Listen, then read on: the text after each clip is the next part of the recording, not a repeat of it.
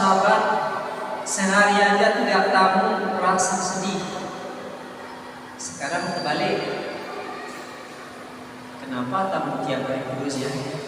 Kalau kita mengambil ibrah Nabi Ibrahim, tamunya itu di malam hari, tengah malam. Yang malaikat menyamar seperti manusia tapi siap.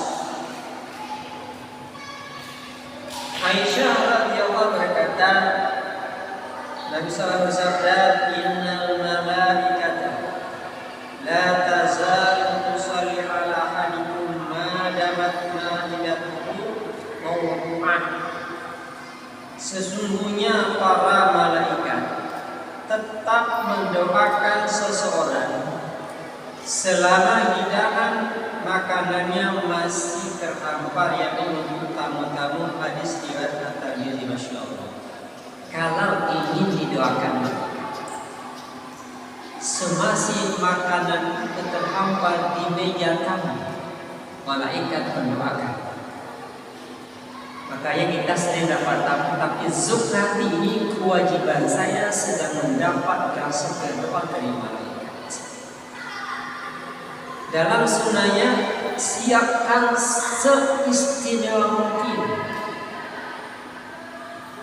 Kadang-kadang subhanallah kamu jauh saudara, kapan pulang dan pulangnya kapan lagi saja? Berapa lama di sini? Sudah gelisah gitu. Padahal kamu kalau jauh wajib melayani 3 hari bukan sunnah. Wow.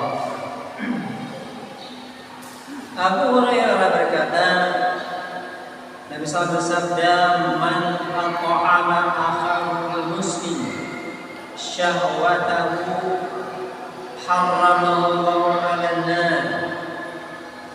Siapa yang memberi makan pada seorang muslim bukan dia satu keinginannya, maka Allah mengharamkannya dari api neraka. Hadis riwayat Al-Hakim. Maka ini para sahabat berlomba-lomba bagaimana rezekinya dinikmati kaum muslimin yang lain. Abdurrahman bin Auf di mana berusaha dia miskin tapi tak kaya, tiap hari derma. Begitu jauh Utsman bin Affan, tiap hari infakkan.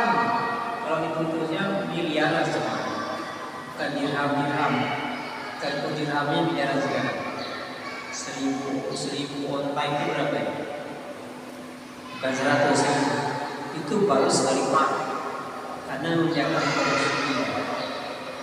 Maka ini kalau bahagia, seringlah mentraktir orang-orang soleh, karena dalam riwayatnya satu muslim.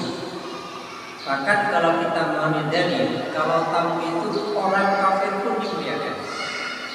Karena kalau Nabi SAW musuhnya Abu Lahab, Abu Jahal, tapi ketika bertamu dia layani semaksimal, karena untuk kerana tamu lebih istimewa kalau muslim. Apalagi yang kita traktir itu 2, 3 sampai banyak. Tadi ini 1.